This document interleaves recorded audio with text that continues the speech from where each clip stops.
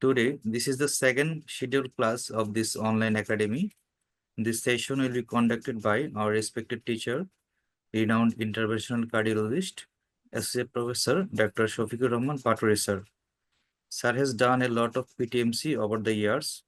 In first class, Sir discussed about pathogenesis of mitral stenosis, cause of mitral stenosis, echo feature, indication and contraindication of PTMC. In today's lecture, Sir will briefly discuss about the procedure of PTMC, peri-procedural complication, and the instrument that are used in PTMC. I request Sir to start the session, please. Thank you, Dr. Sani.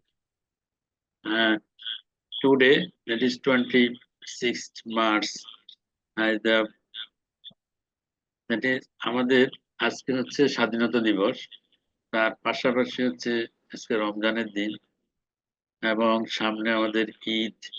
সবাইকে শুভেচ্ছা জানাচ্ছি এবং আমি শুরু করছি পিটিএমসির দ্বিতীয় লেকচারটি।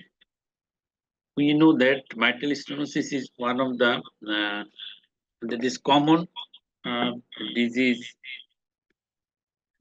in Bangladesh, and PTMC is one of the important procedures to manage this type of the patient if mitral valve is in favorable morphology. An indication, according to the that is American College of Cardiology and ESC guideline, more or less they are same. That is, if mitral valve area is less than 1.5 centimeter square, 5 and morphology favorable, then we go for PTMC. And according to the ESC guideline, they also told that if symptomatic patient and without unfavorable characteristics for the PTMC, they are class 1 indication. And PTMC is recommended in a symptomatic patient with a contraindication or the high risk for the surgery. If the surgical procedure is the high risk, in this case, we go for the PTMC, provided valve morphology is suitable. And best patient for the PTMC, in previous class I also mentioned that it is age 45 years old or younger, normal sinus rhythm, and echocardiographic score less than or equal to the 8, and no history of previous surgical commissurotomy, and pre-PTMC mitral regurgitation less than or equal to 1, grade 1. And contraindication we also mentioned in previously, that is left atrial thrombus, mitral regurgitation greater than that is 1/4, that is greater than 1, massive or bicommissural calcification, severe aortic valve disease, or severe tricuspid stenosis plus regurgitation associated with mitral stenosis, severe concomitant coronary artery disease which required the bypass surgery. And before PTMC, we need to know that Wilkins score. It is very important. If this Wilkins score is less than 8, it is favorable for PTMC. Up to 12, we do the PTMC. If more Wilkins score, there is a risk of complication is there. And this Wilkins score is based on the 4 characteristics. One is leaflet mobility, another one is valvular thickness, another one is the subvalvular thickness, the valvular calcification. Each characteristics have a 1 to 4 scoring, and summation of this scoring, we calculate the Wilkins score. The instrument is required for the PTMC, including the puncture needle, then the vascular access sheath for the arterial. That is, we need the 2 access, both arterial and the venous access for the PTMC. For arterial access, need 6 French sheet, and venous access 8 to 9 French sheet, and 2 pressure line for the arterial venous, and the J-tip guide wire, that is Terumo guide wire, and pigtail catheter, Moline sheet, broken barrel needle, plastic dilator, spring guide wire, PTMC balloon catheter, balloon stitching, metal tube, then shepherd, and calibrated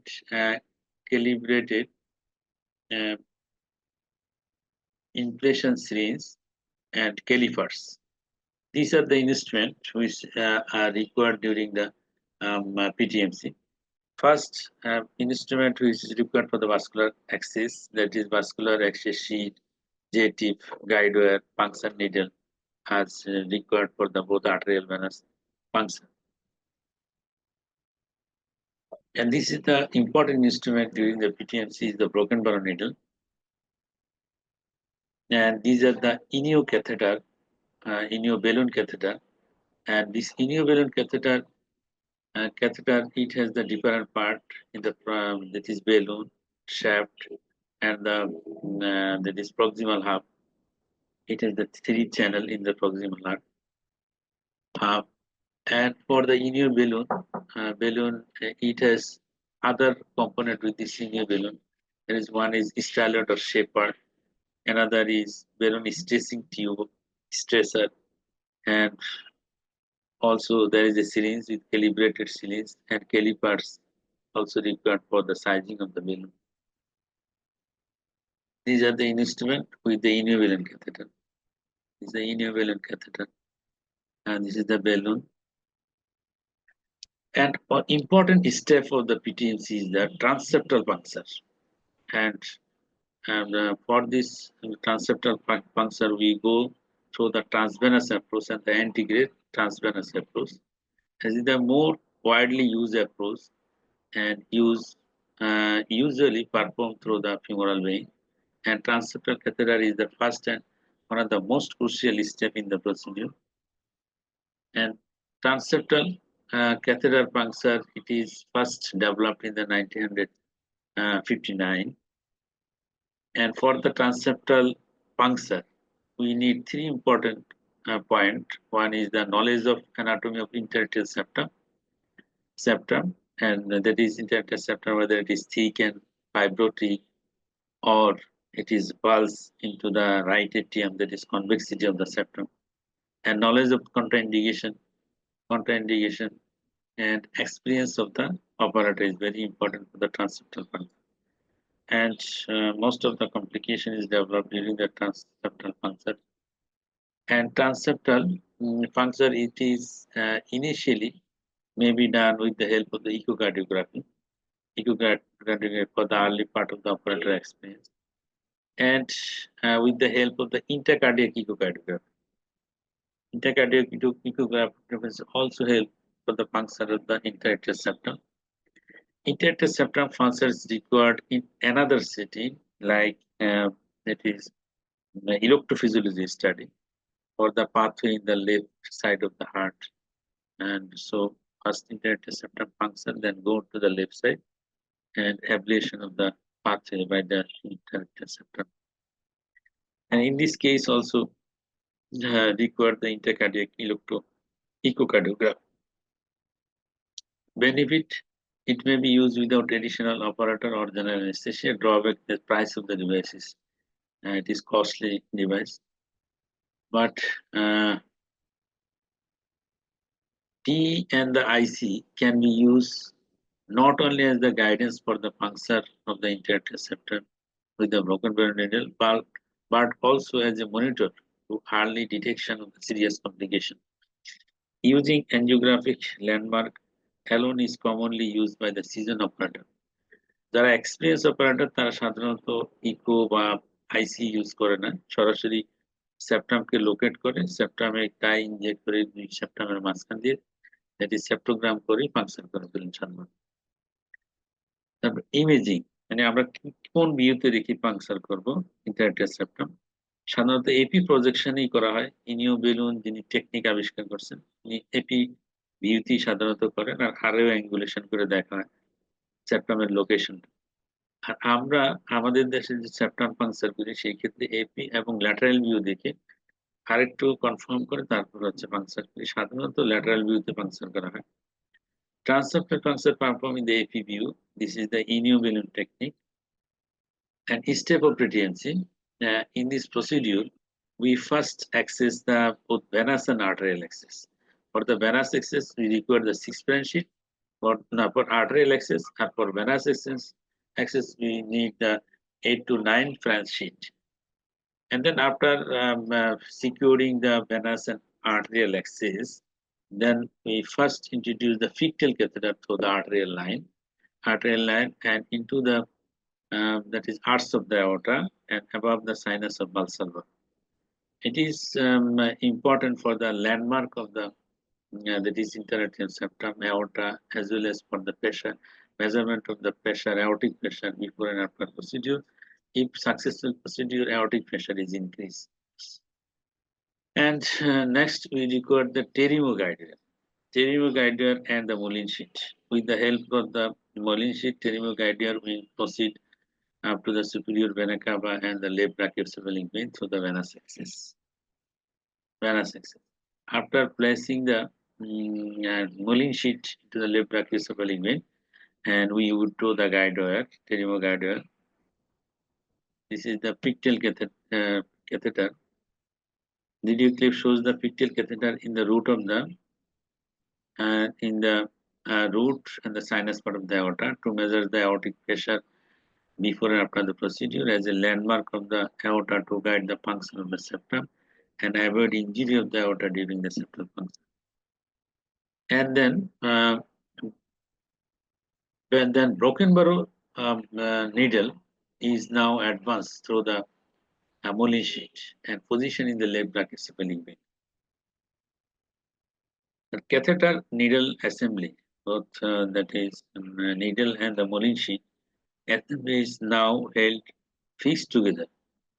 Is withdrawn caudally from the superior vena cava to the RA.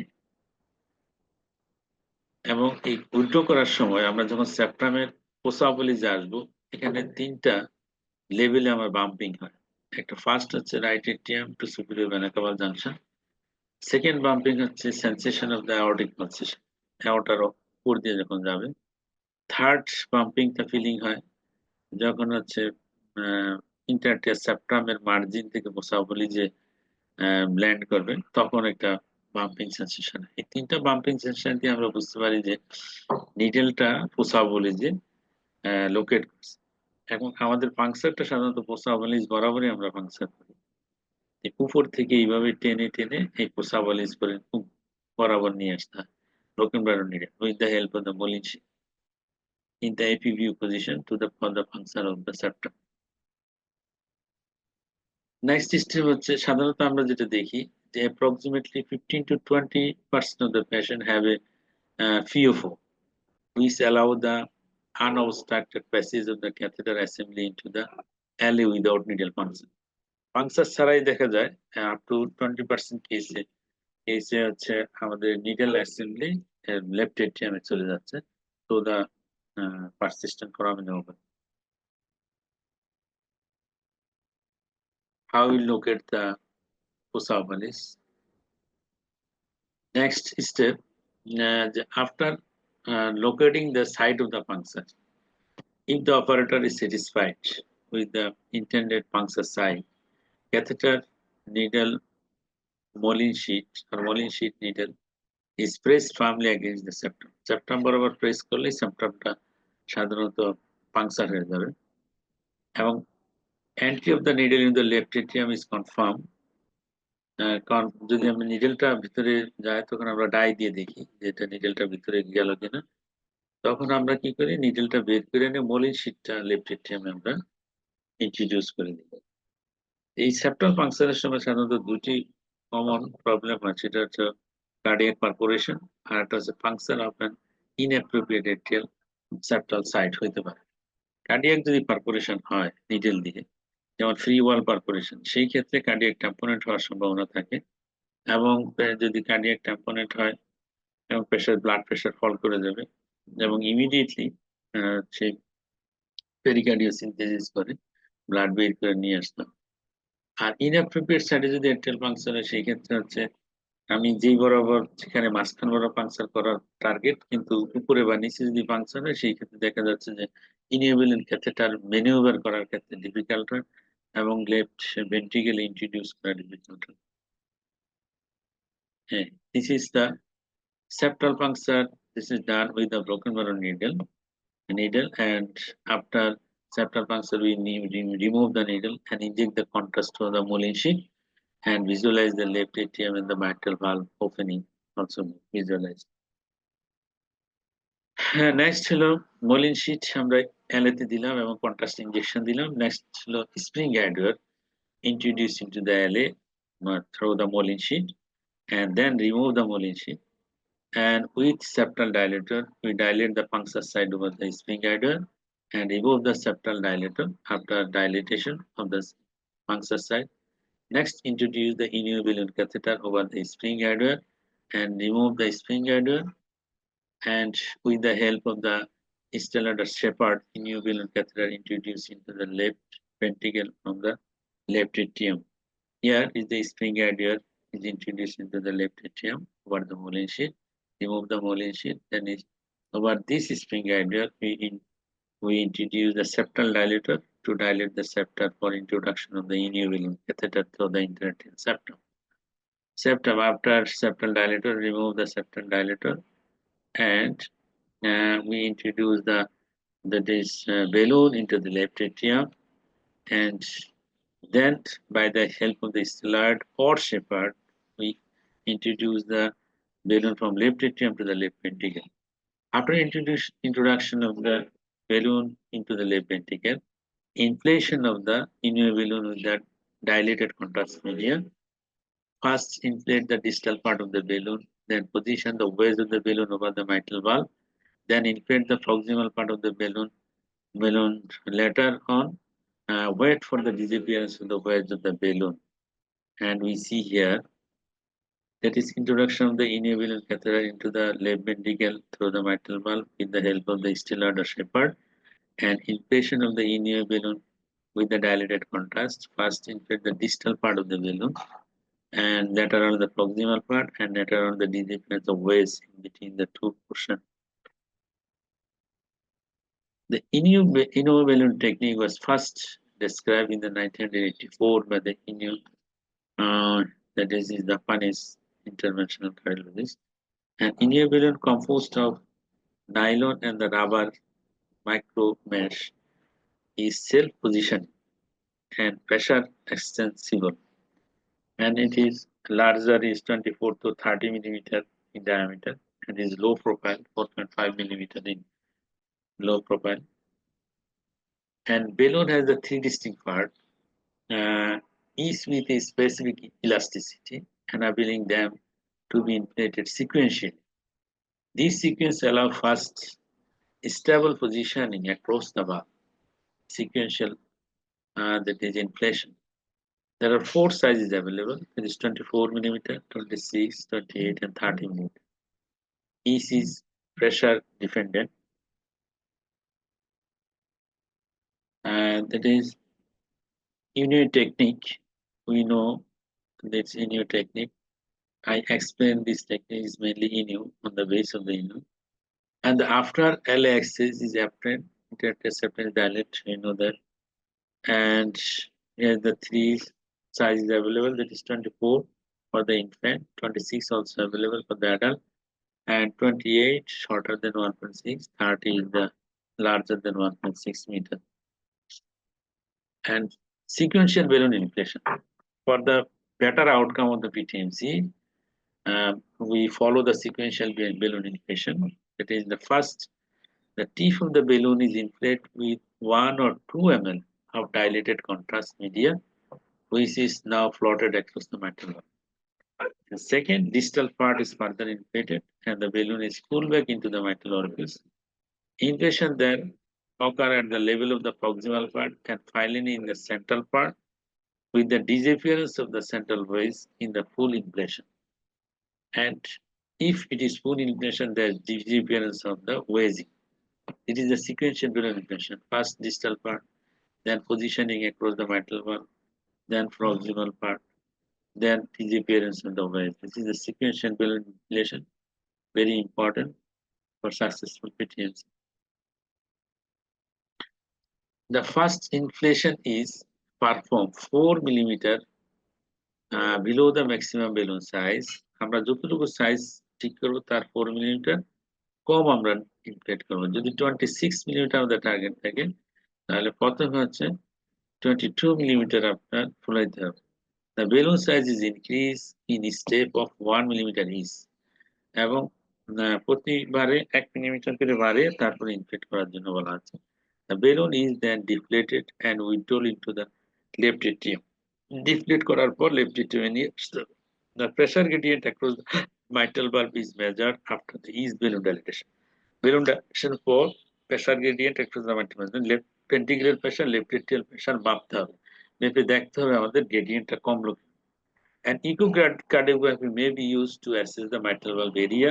Mitral area টা আমার বাড়লো কিনা, leaflet mobility দেখতে হবে, degree of mitral regurgitation বা mitral regurgitation বেশি হইলো কিনা, কি অবস্থা দেখতে হবে। That means আমি পিটিএমসি করার পর আমার ইকোকার্ডিওগ্রাফিক অ্যাসেসমেন্ট করতে হবে। অ্যাসেসমেন্ট করে আমাকে দেখে নিতে হবে। আবার হচ্ছে ইন্টারকার্ডিয়াক প্রেশার মেজার করে আমাকে দেখতে হবে যে left atrium left ventricular pressure ডিফারেন্সটা কমলো কিনা। কখনো কখনো আমরা পালমোনারি প্রেশার দেখি, পালমোনারি প্রেশার সাধারণত কমে। আর অ্যাওর্টিক প্রেশার আমরা দেখতেছি হচ্ছে পিকটেল ক্যাথেটারের মাধ্যমে অ্যাওর্টার প্রেশার বেড়ে যাবে। If mitral regurgitation has been increased by more than 1/4 and the valve area is less than 1 centimeter square per meter square body surface area, the balloon is re-advanced across the valve and PTMC is repeated with a balloon diameter increased by the 1 millimeter. যদি less than 1 হয় mitral valve area per meter square body surface area, সেই ক্ষেত্রে আমাকে repeat করতে হবে PTMC এবং balloon সাইজটা আরো 1 মিলিমিটার বাড়িয়ে নিতে হবে। ডাবল বেলুন টেকনিক, আমরা সাধারণত ইনিও বেলুনতে সিঙ্গেল বেলুন টেকনিকে আমরা প্রসিডিউর করি, কিন্তু আগে ডাবল বেলুন টেকনিকের মাধ্যমে পিটিএমসি করা হয়। সেখানে 2টা ওয়্যার ইউজ করা হয়, লেফট এট্রিয়াম থেকে লেফট ভেন্ট্রিকেলে যেত এবং 2টা ওয়্যারের উপর দিয়ে 2টি বেলুন প্লেস করে তারপর ডাইলেট করা হয় এবং এই বেলুন ইনফ্লেশনের জন্য একটা বডি সারফেস এরিয়ার সাথে অ্যাডজাস্ট করে বেলুন ফুলানো হয়। The balloon valvotomy catheter are positioned across the mitral valve parallel to the long axis of the left ventricle, and balloon valvotomy catheter are then inflated by the hand until the indentation produced by the stenotic mitral valve is no longer seen. And generally one, but occasionally 2 or 3 inflation is required. After complete inflation, the balloon are removed sequentially. And this is the double balloon technique. This is 2 balloon placed across the mitral valve. This is the waist. After disappearance of waves, we indicate that this is the complete successful procedure. That inio balloon double inio versus double balloon technique. Although the first PTMC mitral valve area was longer with the double balloon technique, the success rate, incidence of 3+ or greater MR in hospital complication, and the long-term and event-free survival rate were similar with both techniques. মানে 2 টেকনিকের ক্ষেত্রেই দেখা যাচ্ছে মোটামুটি outcome same, কিন্তু initially দেখা যায় যে larger valve area gain হয় with the double balloon technique. The inio technique easier the procedure and has equivalent efficacy and the lower risk compared to the double balloon technique. The double balloon technique risk একটু বেশি থাকে, complicated procedure. And metallic commissutum, যেমন এটা হচ্ছে বেলুনের মাধ্যমে আমরা এটা হচ্ছে পিটিএমসি করতে পারি। এছাড়া মেটালিক কমিশন দিয়েও পিটিএমসি করা হতো আগে। সেটা হচ্ছে during the late 90s and 90s, Kivrier and colleagues introduced the metallic commission using the device similar to the tap dilator and using during the close commission সময় ইউজ করে tap dilator। সেই tap dilator একটা version যেটা হচ্ছে femoral vein দিয়ে গিয়ে তারপর হচ্ছে commission করা হয়। As technique has efficiently similar to that of the balloon commission, but the risk of hemopericardium seems higher owing to the presence of a stiff guide wire in the মানে এই প্রসিডিউরের ক্ষেত্রে যে গাইড ওয়্যার ইউজ করে এটা মোর স্টিফার and left ventricle injury হওয়ার সম্ভাবনা থাকে এবং হেমোপেরিকার্ডিয়ামের রিস্ক বেশি থাকে। Reverse consists of detachable metallic cylinder with the 2 articulated bar. এটা আর্টিকুলেট বার থাকে যেটা বাইরে থেকে কন্ট্রোল করা যায়। যেমন এটা হলো টাফস ডাইলেটর, যেটা আগে এটা ইউজ করা হয় ওএমসি এর ক্ষেত্রে, open mitral close mitral commissurotomy. Close mitral কমিশনটা এই টাফস ডাইলেটর ইউজ করে। এই টাফস ডাইলেটরের একটা ভার্সন হচ্ছে আপনার metallic that is commissutum. This is the guide wire. গাইডের উপর দিয়ে আমরা কমিশনটম নিয়ে যাচ্ছি, এগুলো মেটালিক কমিশনটম, বাইরে থেকে এটাকে ওপেন করলে মাইটাল ভালভটা ওপেন হয়ে যাচ্ছে। Next desire end point of the procedure, মানে আমরা কখন থামবো যে আমাদের প্রসিডিউর মোটামুটি সাকসেসফুল হয়েছে। থামতে না জানলে কমপ্লিকেশন বেড়ে যাবে। কখন আমরা থামবো, যদি mitral valve area of more than 1 centimetre square per metre square body surface area যদি হয়, complete opening of at least 1 commissure, দুটি কমিশন থাকে, একটা কমিশন যদি কমপ্লিট ওপেনিং হয় তাহলে আমরা মোটামুটি satisfied. appearance or increment of the regurgitation greater than 4/1, মানে 4/1 বা তার চেয়ে যদি বেশি রিগার্জিটেশন হয় তাহলে বন্ধ করে দিতে হবে প্রসিডিউর। একটা কমিশন খুললে হবে অথবা দুইটা কমিশন খুললে, যেমন pre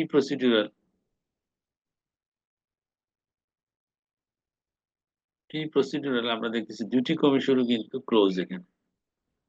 26 millimetre balloon at 24 millimetre, 24 millimetre আমরা যখন ফুলাইছি কোনো অ্যামার নাই, কিন্তু একটা কমিশন ওপেন হয়েছে। আবার 26 millimetre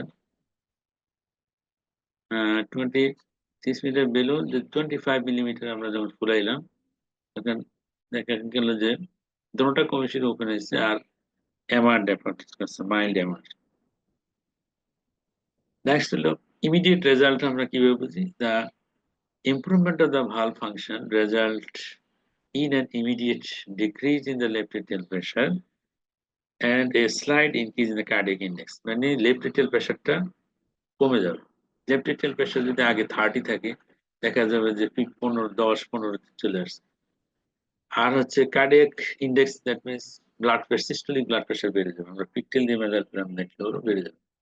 A gradual decrease in the pulmonary arterial pressure and the pulmonary vascular resistance is seen, মানে আর্টেরিয়াল প্রেসার অনেক সময় আমরা পিকটেল দিয়ে নিয়ে পিকটেল না, যেমন কোন্ডান্ট অথবা এনআইএস ক্যাথেটার আমরা প্লেস করি পালমারি আর্টারিতে প্লেস করে আমরা পালমারি আর্টারিয়াল প্রেসার আমরা দেখি, ভাস্কুলার রেজিস্ট্যান্স মেজার করে দেখা হয়। Next, high pulmonary vascular resistance continue to decrease in the absence of restenosis, or improvement in the pump function of the left atrium and the left atrial appendages, and decrease in the left atrial stiffness আমরা বুঝতে পারবো। আর definition of the good immediate result কিভাবে আমরা define করি যে আমার প্রসিডিউরটা খুব ভালো হয়েছে, আমরা কিভাবে বুঝি, দুইটা ডেফিনিশন আছে ফ্রিকুয়েন্টলি এমপ্লয়েড। একটা হচ্ছে final valve area larger then 1.5 centimetre square and an increase of at least 25% of the valve area, valve area যা ছিল তার চেয়ে 25% at least বাড়তে হবে, এবং valve এরিয়াটা হবে 1.5 সেন্টিমিটার স্কয়ারের বেশি আসতে হবে ফাইনাল valve area, অথবা final valve area larger than 1.5 centimeter square without mitral regurgitation greater than 2/4, মানে গ্রেড 2 এর বেশি হবে না mitral regurgitation, সাথে valve area হচ্ছে 1.5 centimeter square. Long term result, if the PTMC is initially successful, survival later rates are excellent, the need for secondary surgery is infrequent and functional improvement occur in the most cases. Successful PTMC যদি হয় তাহলে দেখা যাচ্ছে যে রোগী খুব ভালোভাবে তার লাইফ লিড করতে পারে, and restenosis after PTMC has generally been defined as a, আর রিস্টোনিস আমরা কখন বলবো, মানে আমরা রোগী ফলো আপ করবো যখন দেখবো loss of more than 50% of initial gain, মানে ইনিশিয়ালি আমার মাইটাল ভালভ বেরিয়ে যা হলো তার থেকে 50% কমে গেল। যেমন ইনিশিয়ালি আমি 2 পেলাম, 2 পাওয়ার পর 2 সেন্টিমিটার স্কয়ার, কিন্তু দেখা গেল যে 10 বছর পর আমি ইকো করার পর আমি পেলাম মাইটাল 50% লস, মানে কমে গেল, দ্যাট ইজ 1 সেন্টিমিটার স্কয়ার। অথবা valve area less than 1.5 centimetre square, 1.5 centimetre স্কয়ারের নিচে নেমে গেল, তখন আমরা বলবো যে রিস্টোনোসিস। The incidence of the restenosis is usually low, between 2% to 40%, at time interval ranging from the 3 to 10 years. Successful PTM ছিল দেখা যায় 10 বছর বা তার বেশি সময় ভালো থাকে। Age, mitral valve area after PTMC and the anatomy are considered to be the predictor of the restenosis. Age বেশি restenosis বেশি হয়। mitral valve area যদি কম পাওয়া যায় PTMC পর আর অ্যানাটমি যদি ফেভারেবল না থাকে সেই ক্ষেত্রে রিস্টেনোসিস চান্স বেশি। The availability to perform the repeat valvoplasty in case of the recurrent mitral stenosis is one of the potential of the PTMC. যেমন যদি আমরা দেখি পরবর্তীতে রিস্টেনোসিস হওয়ার পর যদি ভালভ মরফোলজি যদি ভালো থাকে আবার আমরা কিন্তু পিটিএমসি করার সুযোগ পাই। Revalvuloplasty report positive, immediate and the mid-term outcome in patient with favorable characteristics. Favorable যদি থাকে যদি উইলকিন স্কোর যদি ৮ বা ১২ এর ভিতরে থাকে আমরা আবার পিটিএমসি করবো। পিটিএমসি দেখা যায় কোনো পেশেন্টের আমরা ৩ বারও পিটিএমসি করার হিস্ট্রি আছে। নেক্সট হচ্ছে কমপ্লিকেশন। কি কমপ্লিকেশন হতে পারে? খুব ইম্পর্টেন্ট ইস্যু। যেমন procedural mortality has been ranged from the 0 to 3% in the most series. অধিকাংশ স্টাডি দেখা যায় 0 to 3% mortality. Main cause of the death are left ventricle perforation and the poor general condition of the patient. মানে আমরা যখন পিটিএমসি করছি রোগীর কিন্তু কন্ডিশনটা ইমপ্রুভ করে নিলে সবচেয়ে ভালো। তার নিউট্রিশনাল স্ট্যাটাস একটু ভালো করে করলে তারপর মর্টালিটি কম থাকে। তারপর হচ্ছে হিমোপেরিকার্ডিয়াম। এটা হচ্ছে একটা dangerous complication, 0.5 to 12%. Pericardial hemorrhage may be related to the transeptal catheterization or to the apex perforation by the guide wire or the balloon itself when the exaggerated movement occurs with the over-the-wire technique. However, this complication is partially eliminated with the inhibition technique. Inhibition technique এর ক্ষেত্রে balloon দিয়ে left ventricle perforation হওয়ার সম্ভাবনা কম থাকে। Septal পাংচারের সময় যেমন left atrial free ওয়াল পারফোরেশনের chance থাকে বেশি। নেক্সট হাইপোটেনশন হতে পারে। হাইপোটেনশন হওয়া মানে সেটা ইন্ডিকেট করে যে মাইট্রাল রিগার্জিটেশন ডেভেলপ করতে পারে অথবা হিমোপেরিকার্ডিয়াম ডেভেলপ করলে হাইপোটেনশন হওয়ার সম্ভাবনা থাকে। ইকোকার্ডিওগ্রাম হচ্ছে একটা ইম্পর্টেন্ট টুলস যার মাধ্যমে আমরা কনফার্ম করতে পারি যে তার পেরিকার্ডিয়াল ট্যাম্পোনেন্ট ডেভেলপ করলো কিনা বা হিমোপেরিকার্ডিয়াম ডেভেলপ। যদি হয় ইমিডিয়েটলি আমাদের পেরিকার্ডিয়াল সিনথেসিস করতে হবে। নেক্সট হলো এম্বোলাইজেশন। এম্বোলাইজেশন হচ্ছে 0.5 to 5%। কি এম্বোলাইজেশন? এখানে মাইট্রাল ভালভে যে টিস্যু থাকে ওখানে ক্যালসিয়াম থাকে, এগুলো এম্বোলাইজেশনের সম্ভাবনা থাকে। অনেক সময় থ্রম্বাস যদি থাকে আমরা ভালোভাবে যদি না দেখিনি, যেমন ট্রান্সমিসিবল যে লিকও করে দেখে নেওয়া উচিত যে থ্রম্বাস প্রেজেন্ট না। তা সেই ক্ষেত্রে হচ্ছে কি এম্বোলাইজেশন হয়ে stroke develop. Next, severe mitral regurgitation, one of the dangerous complications, is frequently ranging from the 2 to 90% cases. সাধারণত যাদের এজ বেশি, যার ক্ষেত্রে কমিশনে যদি ক্যালসিফিকেশন থাকে, সেই ক্ষেত্রে রিগার্জিটেশনের সম্ভাবনা বেশি থাকে। Non commissural tearing of the posterior anterior leaflet, তারপর হলো mechanism of the mitral regurgitation, আর এক্সেসিভ কমিশনাল স্প্লিটিং, অনেক বেশি কমিশন যদি খুলে যায়। তারপর হচ্ছে ফ্রি ওয়াল, দ্যাট ইজ একেবারে লেফট অ্যান্টিরিয়র লিফলেট পোস্টেরিয়র মাঝখান বরাবর যদি ফেটে যায়। Rupture of papillary muscle, papillary muscle অনেক সময় অ্যাবালশন হয়ে যায় বাইরে ক্যাথেটার। এই ধরনের যদি সিচুয়েশন হয় সেই ক্ষেত্রে কিন্তু খুবই ডেঞ্জারাস। আর হচ্ছে severe mitral regurgitation occur in patient with the unfavorable anatomy, extensive subvalvular disease and the valve calcification যদি থাকে। Severe mitral regurgitation may be well tolerated, but more often it is not. যদি tolerate না করে বা manage করে না যায়, surgery must be required. খুব ইম্পর্টেন্ট ইস্যু যে সিভিয়ার mitral regurgitation যদি হয় লাংসে ক্রেপ চলে যায়, অ্যাকিউট এলভিএফ ডেভেলপ করে, এমনকি স্যাচুরেশন ফল করে যায়, রোগীকে ইন্টিউবেট করা লাগে এবং এই ক্ষেত্রে সার্জারি ইম্পর্টেন্ট। সার্জারি করে ভালভ রিপ্লেসমেন্ট করে দিতে হবে। This is the mitral regurgitation, severe mitral regurgitation following the PTMC. And this figure shows that avulsion of the papillary muscle from the left ventricular fever. Membrane wall থেকে avulsion হয়ে গেছে, avulsionের জন্য severe MR develop, এবং এরকম যদি severe MR develop করে papillary muscle avulsion, immediately যদি surgical correction প্রয়োজন, ভালভ রিপ্লেসমেন্ট করা প্রয়োজন। That another complication is the development of the ASD. আমরা যখন ইন্টারটের সেপ্টাম পাংচার করি, সেপ্টাম পাংচার করার পর আমরা ডাইলেট করি, এবং সেই ক্ষেত্রে দেখা যায় যে 10 to 90% কেসে ASD ডেভেলপ করতে পারে। According to the technique used for this detection, and সাধারণত দেখা যায় স্মল এবং রেস্ট্রিক্টিভ থাকে, হাই ভেলোসিটি ফ্লো থাকে।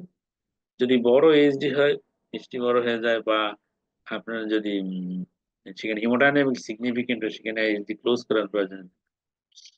সাধারণত older age fluoroscopic evidence of the mitral valve calcification, higher echocardiographic score যদি থাকে, pre-PTMC low cardiac output and higher pre-PTMC MIS functional class যদি থাকে, এই সমস্ত ক্ষেত্রে দেখা যায় যে shunt anomalies develop করার সম্ভাবনা বেশি থাকে, age development হয়। Infective endocarditis, another crucial complication following the PTMC, as because most of the instruments used in this country are it is reused instrument during the PTMC. ভালোভাবে যদি style করা না থাকে, there is chance of the infective endocarditis. সেই ক্ষেত্রে হচ্ছে কাদের বেশি হয়, there is a pre-existing valve abnormality যদি থাকে বেশি, or prolonged procedural time যদি হয়, the use of the multiple balloon during the PTMC can increase the risk of the post procedural infective endocarditis. Early detection and treatment is very important. PTMC in a special patient population, আমরা দুইটা special পপুলেশনের কথা কেন বলবো, একটা যেমন হচ্ছে প্রেগন্যান্সিতে পিটিএমসি, আরেকটা হচ্ছে যে সার্জারির পর। সার্জারি আমরা কি কি সার্জারি পর পিটিএমসি, যেমন একটা হচ্ছে open mitral commissurotomy, that means কোন একটা পেশেন্টের mitral valve morphology favourable for PTMC, but patient having the thrombus in the left atrium, এত বড় থ্রম্বাস যে কোনো সময় ডিসটান্সে থ্রম্বোম্বলিক ম্যানিফেস্টেশন, স্ট্রোক, গ্যাংগ্রিন, বিভিন্ন ধরনের কমপ্লিকেশন হতে পারে। সেই ক্ষেত্রে আমরা কি করি, ওপেন করে থ্রম্বাস রিমুভ করে ভালভটাকে কমিশনটা ফিঙ্গার দিয়ে স্প্লিট করে দেওয়া হয়। এটা হচ্ছে আপনার ওপেন ওএমসি আমরা বলি। আর সিএমসি আমরা বলি যখন এফএক্স দিয়ে টাচ ডাইলেটর ঢুকে valve morphology suitable of PTMC, but that is a PTMC করার জন্য ফ্যাসিলিটি না থাকে, সেক্ষেত্রে সার্জন কি করেন, ক্লোজ মাইট্রাল কমিশনেক্টমি। কিন্তু এই পেশেন্ট গুলো যদি ভবিষ্যতে আবার আসে রিস্টোনোসিস নিয়ে, তখন আমরা কি করতে পারি, তাদের আবার পিটিএমসি যদি ফ্যাসিলিটি থাকে, পিটিএমসি আমরা করতে পারি, প্রোভাইডেড বার মরফোলজি যদি ভালো থাকে, পিটিএমসি করা যায়, পিটিএমসির ক্ষেত্রে আউটকাম ভালো। এমনকি কেন রিস্টোনোসিস হয়, আমরা যেটা দেখি যে কমিশনাল ফিউশন হয়, আবার কারণ হচ্ছে রিউমেটিক প্রসেস, আমরা জানি it's a continuous process, throat infection হবে, আবার ভালভে কি হবে, ভালভ হচ্ছে আপনার that is inflammation and fibrosis and commissural fusion, তাহলে আমাদের কন্টিনিউয়াস পেনিসিলিন প্রোপাইলাক্সিস কিন্তু দিয়ে যেতে হবে। পেনিসিলিন প্রোপাইলাক্সিস ঠিক মতো না করলে কমিশনাল ফিউশন হবে, progression of the subvalvular thickening and degeneration, যার মাধ্যমে হচ্ছে কি আবার রিস্টোনোসিস হওয়ার সম্ভাবনা থাকে। The outcome were found safe and favorable for repeat PTMC. Our 10-year event-free survival rate were slightly higher for the patient who underwent initial PTMC or the de novo mitral stenosis. Pregnant patient. প্রেগনেন্সিতে আমরা জানি যে intravascular volume বাড়ে 30 থেকে 50% volume বেড়ে যায়, যার জন্য হচ্ছে কি সিরিয়াস হেমোডাইনামিক কনসিকুয়েন্স ডেভেলপ করে যদি মাইট্রাল স্টেনোসিস থাকে। তাহলে ওভারলোড সেটা হ্যান্ডেল করার জন্য স্টোনোটিক ভালভ হ্যান্ডেল করতে পারে না, যার জন্য টাস মাইট্রাল গ্রেডিয়েন্ট বেড়ে যায়, লেফট এট্রিয়াল প্রেসার বেড়ে যায়, পালমারি প্লাস ইডিমা ডেভেলপ করার সম্ভাবনা থাকে। এবং দেখা যায় ম্যাটারনাল মর্টালিটি হচ্ছে আপনার যদি ক্লাস 1 এনআইএস থাকে, সেই ক্ষেত্রে আমরা যেমন 0.2-0.4%, ক্লাস 3-4 যদি থাকে 6.8% mortality.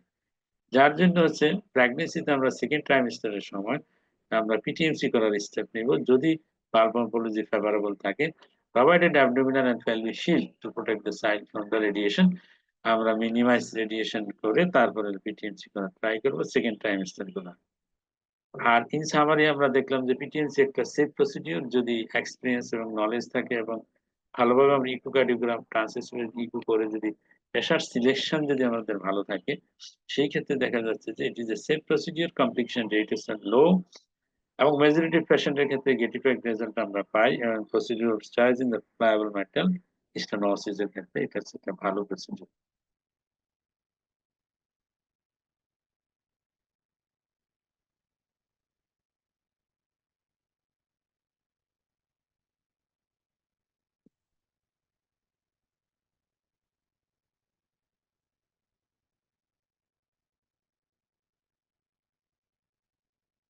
Thank you, sir, for nice and elaborative lecture.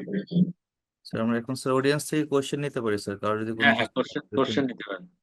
Question থাকলে।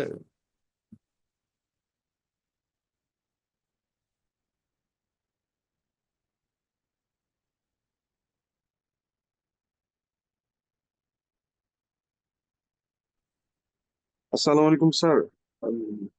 স্যার ওয়ালাইকুম ওয়াসিক আসসালাম। স্যার ওয়াসিক বলছিলাম স্যার ওই ট্রান্সেপ্টাল রাপচারের কোনো কমপ্লিকেশন কি হয় স্যার, মানে মানে পরবর্তীতে এটার কোনো ট্রান্সেপ্টাল রাপচারের স্যার?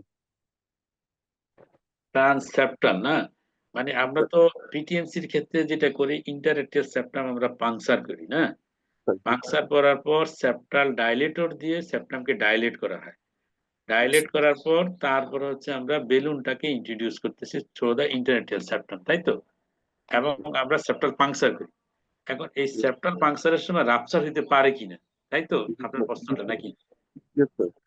হ্যাঁ জি স্যার, জি স্যার। হ্যাঁ, এখন হচ্ছে কি সাধারণত দেখা যায় ইন্টারঅ্যাক্টিভ সেপ্টাম কি দিয়ে তৈরি। আমরা যদি দেখি, এটা হচ্ছে ফাইব্রাস টিস্যু থাকে, মাঝখানে হলো ফাইব্রাস টিস্যু এবং দুই দিকে থাকতে হচ্ছে এন্ডোথেলিয়াম, এবং এটা সফট টিস্যু থাকার কারণে দেখা যাচ্ছে যে আমরা যে পাংচার করি নিডেল খুব শার্প থাকে, যার জন্য সাধারণত আমরা যেটা ইন্টারঅ্যাক্টিভ সেপ্টাম রাপচার খুব একটা আমরা পাই না। তবে দেখা যায় যে পরবর্তীতে এএসডি ডেভেলপ করে, মানে যে ওপেনিংটা থাকে, ওপেনিংটা পারসিস্টেন্ট হয়। পারসিস্টেন্ট হয় কাদের ক্ষেত্রে? যাদের ক্ষেত্রে হচ্ছে কি ধরেন দীর্ঘ দিনের ক্রনিক রিউমেটিক প্রসেসের কারণে ইন্টারস্টেট সেপ্টাম ফাইব্রোসিস যদি থাকে, সেই ক্ষেত্রে হচ্ছে কি আপনাকে রিকয়েলিং এর মাধ্যমে ওপেনিংটা ক্লোজ হইতে পারে না। ক্লোজ না হওয়ার জন্য তখন কি এএসডি ডেভেলপ। সাধারণত মেজরিটি কেসে আমরা যেটা দেখি, এএসডি টা থাকে হলো স্মল এএসডি, এবং এএসডি এর গ্রেডিয়েন্ট অনেক বেশি থাকে। দ্যাট মিনস এটা ছোট এএসডি থাকার জন্য এখান দিয়ে হচ্ছে আপনার ব্লাডটা হাই ফ্লোতে যায়, সাধারণত হিমোডাইনামিক ডিস্টারবেন্স থাকে না। তবে আমি আমার দীর্ঘদিনের অভিজ্ঞতা থেকে একটা পেশেন্ট আমি পাই যার ক্ষেত্রে এএসডি কিন্তু সিগনিফিকেন্ট ছিল, এবং সেই তার হিমোডাইনামিক সিগনিফিকেন্স ডেভেলপ করছে। হিমোডাইনামিক মানে হলো এইচডির জন্য যদি right ATM left ATM right ventricle যদি বড় হয়ে যায়, প্লাস হচ্ছে পালমারি প্রেসার বাড়তে থাকে, তাই না? সেই ক্ষেত্রে তো হচ্ছে এটা সিগনিফিকেন্ট এইচডি।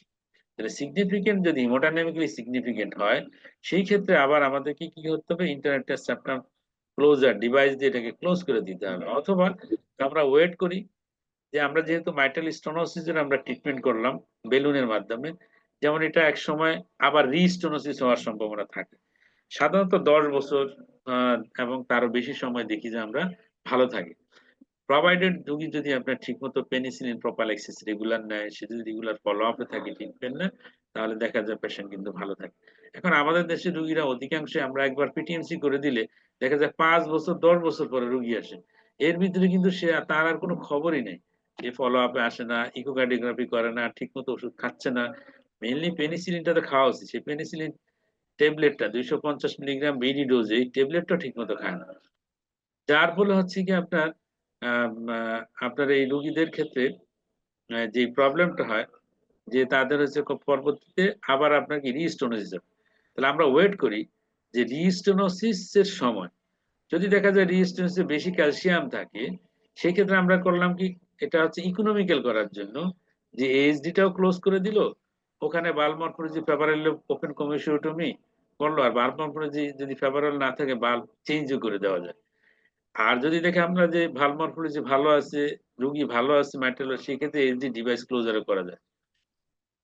সাধারণত পাংচারটা একেবারে পাংচারের সময় রাপচার হয়ে যাওয়া ইন্টারনেট সেপ্টাম মানে আমি দেখি নাই আর কি, আর ওরকম চোখে পড়ে নাই।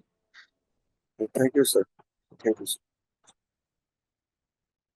স্যার আসসালামু আদাব। স্যার। Hello, hello. হ্যাঁ ওয়ালাইকুম স্যার, স্যার। আসসালামু আসসালাম, হ্যাঁ স্যার বলেন। স্যার আমি ডক্টর শুভ্র বলছিলাম, স্যার সলিমুল্লাহ মেডিকেল কলেজ থেকে। জি স্যার এখানে একটা কমপ্লিকেশন দেখলাম যে sir left ventricular perforation. Sir এখানে এলভি স্যার পারফোরেশন কিভাবে হবে স্যার? আমরা তো এখানে স্যার ওয়্যার বা স্যার স্প্রিং ওয়্যার বা স্যার ব্রোকেন বোর নিডল কোনোটাই তো স্যার এলভিতে নিয়ে যাচ্ছি না, শুধু ইনয় বেলুন আর সাথে শেফার্ডের সাপোর্টটা শুধু স্যার এলভিতে নিয়ে যাচ্ছি। তাহলে স্যার এলভি পারফোরেশন স্যার কিভাবে হবে একটু বুঝতে পারলাম না স্যার। হ্যাঁ, থ্যাংক ইউ আপনার খুব সুন্দর একটা প্রশ্নের জন্য। এবং এলবি পারফোরেশনটা ছিল আপনার খুব কমন ছিল আগে, এই যে যখন আপনার ডাবল বেলুন ইউজ করা হইতো, তারপর হচ্ছে আপনার এই যে মেটালিক কমিসুরোটোম যেটা আমরা ইউজ করতাম, metallic commissurotome, double wire technique. Double wire টেকনিকের ক্ষেত্রে ওয়্যার কিন্তু টিপটা থাকতো লেফট ভেন্ট্রিকেলের ভিতরে, মেটালিক কমিসুরোর সময় হচ্ছে ওয়্যারের টিপ থাকতো হচ্ছে আপনার ইয়ের ভিতরে, আপনার হচ্ছে লেফট ভেন্ট্রিকেল। যার ফলে পারফোরেশনের সম্ভাবনা বেশি ছিল। আর এখন যে টেকনিক আমরা ইনওয়েবেলিন টেকনিকের মাধ্যমে করি, এখানে কিন্তু কোনো ওয়্যার আমরা কিন্তু লেফট ভেন্ট্রিকুলে পার করি না। এখানে করা হয় কি, বেলুনটাকে শেপার্ডের মাধ্যমে শেপিং করে তারপর হচ্ছে কি থ্রো মাইট্রাল ভালভ ওপেনিং দিয়ে আমরা কি করি, আমরা হচ্ছে এলবিতে নিয়ে যাচ্ছি। এখন হচ্ছে কি, অনেক সময় এই মাইট্রাল বেলুন, ইনুয়ে বেলুন আমরা যখন এলবিতে নিয়ে যাচ্ছি, সেই ক্ষেত্রে হচ্ছে কি আপনার অনেক টু অ্যান্ড ফ্রো মুভমেন্ট হয়, এবং টু অ্যান্ড ফ্রো মুভমেন্টের কারণে ইনুয়ে বেলুনের টিপ দিয়ে লেফট ভেন্ট্রিকেল পারফোরেশনের রিস্ক থাকে। আবার অনেক সময় হচ্ছে টিপ দিয়ে কখনো কখনো লেফট ভেন্ট্রিকেলে আপনার ইনুয়ে বেলুন পার করা যায় না, ভালভ যদি আপনার সিভিয়ার স্টেনোসিস থাকে। সেই ক্ষেত্রে আমরা কি করি, আমরা হচ্ছে আপনার যেটা হলো স্প্রিং গাইডওয়ার, স্প্রিং গাইডওয়ারটা আমরা ইনুয়ে বেলুনের ভিতর দিয়ে, মানে স্প্রিং গাইডওয়ারটা আগে এলবিতে আমরা আমরা নিয়ে যাই মাইট্রাল ভালভ ওপেনিং দিয়ে। এলবিতে নিয়ে যাওয়ার পর তখন আমরা করি কি, এই স্প্রিং গাইডওয়ার উপর দিয়ে বেলুনটা আমরা ক্রস করি ভালভ ক্রস করার জন্য। তাহলে যখন স্প্রিং গাইডওয়ার আমরা যদি ইউজ করি, সেই ক্ষেত্রে কিন্তু there is a chance of the left ventricular perforation। তবে nowadays মানে আমার লাইফে আমি কিন্তু দেখিনি কখনো লেফট ভেন্ট্রিকুলার ওয়াল পারফোরেশন হইতে। আমরা যেটা দেখছি, আমার যেটা দেখছি সেটা হচ্ছে যে লেফট এট্রিয়াল ফ্রি ওয়াল, মানে লেফট এট্রিয়ামে সাধারণত আমরা ল্যাটারাল ভিউতেই সাধারণত আমাদের দেশে ফাংশন করি ইন্টারটেস সেপ্টাম। কিন্তু ইনিওবেলন যিনি টেকনিক ডেভেলপ করছেন, উনি কিন্তু আমাদের দেশে আসছেন কয়েকবার।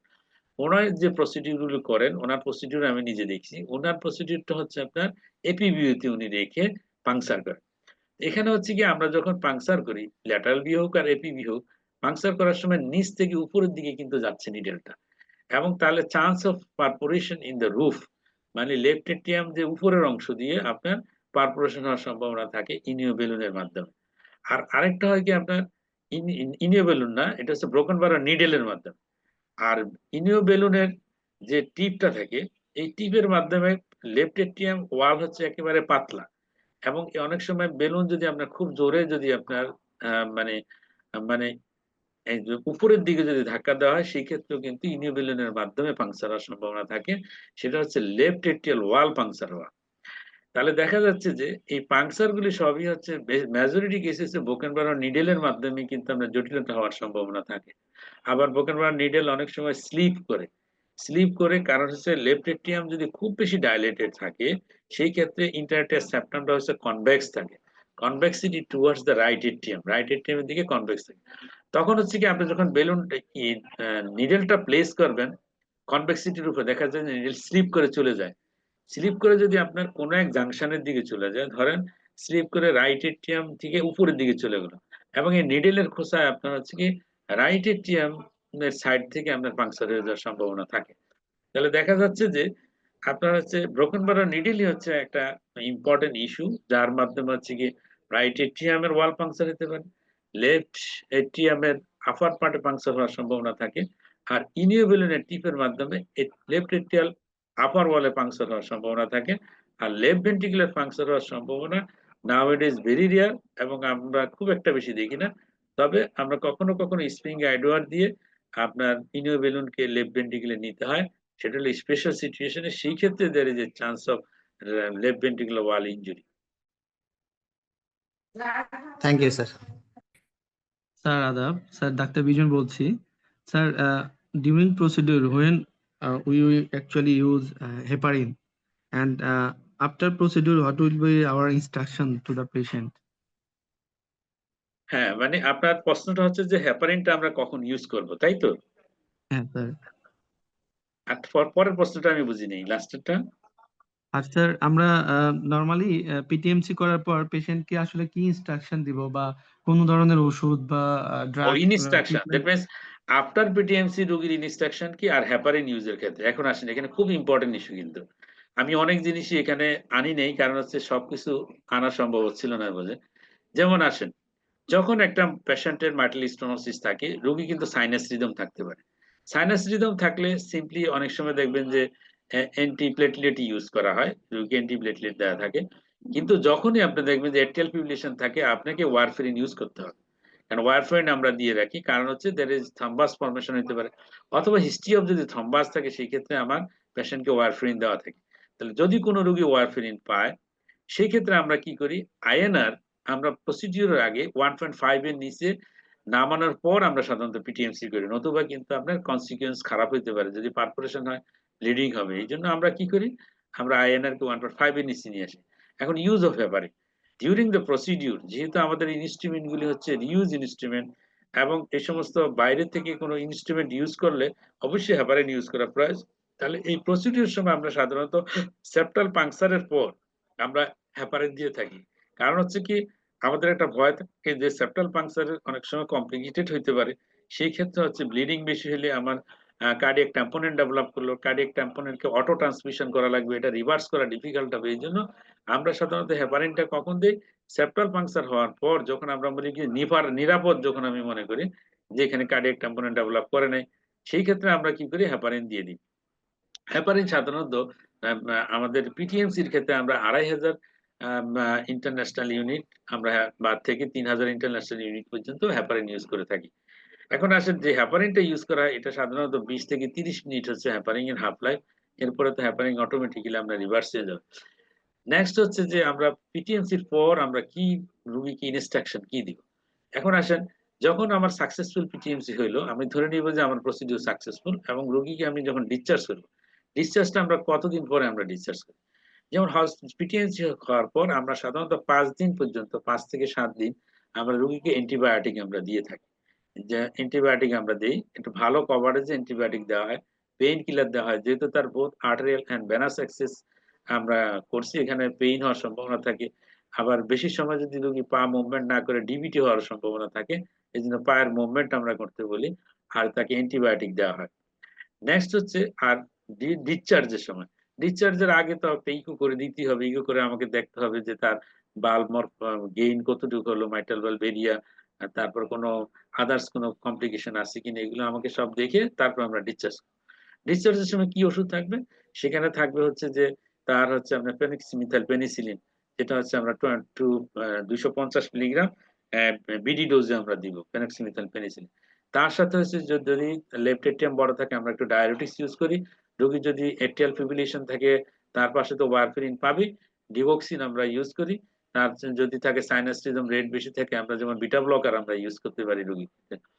তাহলে এই সমস্ত ওষুধগুলো আমরা দিব। সাথে অ্যান্টিবায়োটিক আমি সাধারণত 2 সপ্তাহ পর্যন্ত অ্যান্টিবায়োটিক কভারেজে রাখি। কারণ আমার এখানে রিইউজ ইনস্ট্রুমেন্ট ইউজ করার ফলে there is a infective endocarditis হওয়ার কিন্তু একটা ভয় থাকে। 1 মাসের ভিতরে দেখা যাচ্ছে অনেক রোগীর কিন্তু ইনফেক্টিভ এন্ডোকার্ডাইটিস ডেভেলপ করে। যার জন্য ইনফেক্টিভ এন্ডোকার্ডাইটিস প্রিভেন্ট করার জন্য আমরা কিন্তু অ্যান্টিবায়োটিক আমি দিয়ে থাকি। সাধারণত 2 সপ্তাহ পর্যন্ত অ্যান্টিবায়োটিক কভারেজ আমরা রাখি। মোটামুটি ওয়াইড রেঞ্জ কভার করার চেষ্টা করা হয়, কারণ এগুলি হসপিটাল ইনডিউস ইনফেকশন হওয়ার সম্ভাবনা থাকে। নেক্সট হলো আমার রোগীর ফলো আপে আমাকে ফলো আপ করতে হবে। আর রোগীকে ইনিশিয়ালি আমরা 2 সপ্তাহ পর্যন্ত হেভি ওয়ার্ক করতে নিষেধ করি। কারণ বহুত আর্টেরিয়াল এন্ড ভেনাস পাংচার করা হচ্ছে রোগীকে। প্লাস হচ্ছে যার জন্য আমরা 2 সপ্তাহ রেস্টে থাকতে বলি। কিন্তু লেগ মুভমেন্ট থাকতে হবে, লেগের এক্সারসাইজ করতে হবে, নতুবা ডিপ ভেন থ্রম্বোসিস হওয়ার কিন্তু একটা সম্ভাবনা থাকে। নেক্সট হচ্ছে আমরা কি 1 মাস পরে ফলো আপ করি, 3 মাস পরে, 6 মাস পরে, ইয়ারলি আমরা ফলো আপ করি রোগীকে। ফলো আপে আমরা কি দেখি, ইকোকার্ডিওগ্রাফি করে দেখি আমরা, তারপর ইসিজি করি আমরা, তার এট্রিয়াল ফিব্রিলেশন বা হার্ট রেটের কোনো এরিথমিয়া আছে কিনা আমরা এগুলো দেখি। তারপর এই সমস্ত রোগীর হচ্ছে নিউট্রিশনাল ডেফিসিয়েন্সি থাকে, হিমোগ্লোবিন লেভেলটা দেখতে হয়। হিমোগ্লোবিন কম থাকে, হিমোগ্লোবিনটাকে বাড়ানোর চেষ্টা করতে হয়। আর এই পেশেন্ট গুলো সাধারণত পিটিএমসি করার পর এরা থাকে খুবই lean and thin, weight loss থাকে। পিটিএমসি করার পর দেখা যায় যে তাদের কিন্তু ওয়েট কিন্তু খুব ভালোই ওয়েট কিন্তু গেইন করে।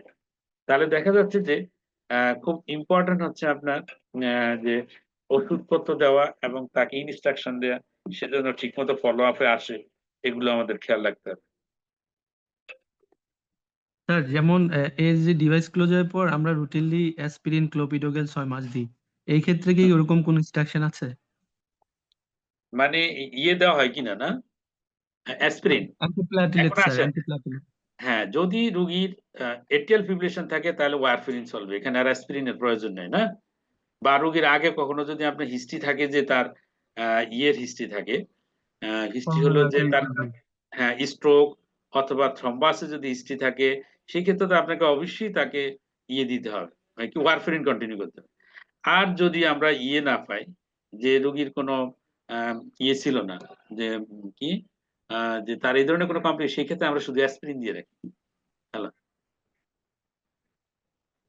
ঠিক আছে, তাহলে দেখা যাচ্ছে যে আপনার আমি সাধারণত অ্যাসপিরিন দিয়ে রাখি যদি কোনো রোগী সাইনাস রিদমে থাকে, কারণ লেফট এটিএম যদি বড় থাকে, লেফট এটিএমে আপনার there is a chance of thrombus ফরমেশনের একটা রিস্ক থাকে। আর কখন এটিএল ফিব্রিলেশন হবে, আর এই সমস্ত রোগী তো সবসময় ফলাফল আসেও না, paroxysmal atrial fibrillation হতে পারে। এজন্য আমি একটু কভারেজে রাখি।